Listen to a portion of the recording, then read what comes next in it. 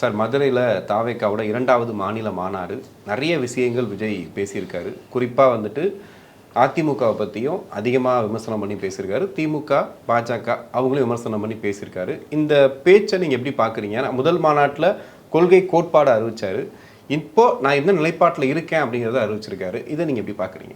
இல்லை, இது ஒரு மாநாடே அல்ல. முதல்ல இது ஒரு பொதுக்கூட்டம். நீங்கள் கூடிய ஒரு 50,000 பேர், 50,000 பேருக்கு 200 கோடி ரூபாய் சம்பளம் வாங்குகிற ஒரு நபர், ஒரு தலைவன், ஒரு ஒத்த ஓலை தென்னங்கிடுகை கூட போட மனமில்லாத தொண்டனுடைய அந்த வேர்வையை பற்றி, வேர்வை நாற்றத்தை பற்றி தெரியாத ஒரு கேரவன் வாசி தான் விஜய்.